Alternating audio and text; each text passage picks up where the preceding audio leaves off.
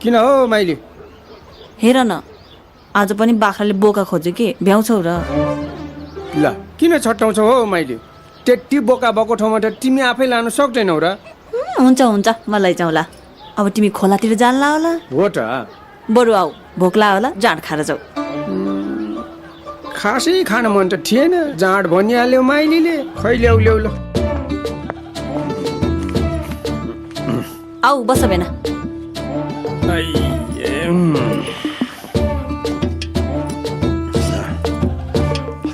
अब राम्री बुढी बिहा गर्छु भन्दै हिँड्या छौ रे, खोलातिर पाइन्छ कि क्या हो बेना? तिमीसँग कुराहरू कसले सक्ने हो र माइली?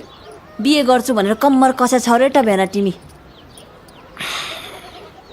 अब मामाइजूले कुरा चलाइदिया हो क्या रे?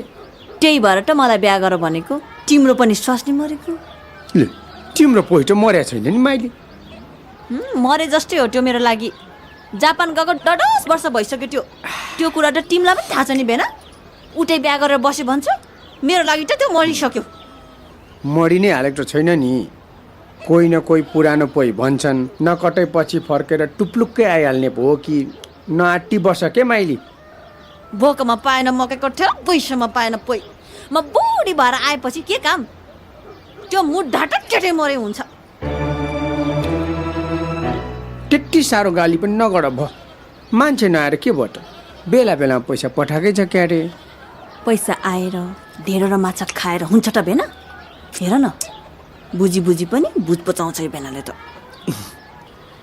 माइली पनि के साह्रो ठट्टा गर्छौ? साँच्चै भनेको बेना मैले। तिमी चाहिँ बुढी मरेको 1 वर्ष नहुँदै अर्को बुढी खोज्दै हिँड्या छौ रे। अब म त कुरेको यत्रो वर्ष भइसक्यो। यो जाँड पनि नभइदिएको भए म पहिल्यै नै बौलाउँथ्यो होला। केटाकेटीलाई ढेर ओडालेर दिने मान्छे पनि भएन त के हेर्नु त? त्यही भएर त मलाई बिहा गर भनेको। तिम्रो 2टा छोराछोरी, मेरो एउटा, 3टा त हुन्छ नि। तिमीलाई त म पाल्न सक्दिनँ ब। अब तिमी जापानी पैसा खेलाउने बानी परेको, आफू त यी गाउँघरमा घाँस ढाउरा कुटो कोडालो गरेको पैसाले तिमीलाई त लाली किन्न पनि पैसा पुग्दैन भ।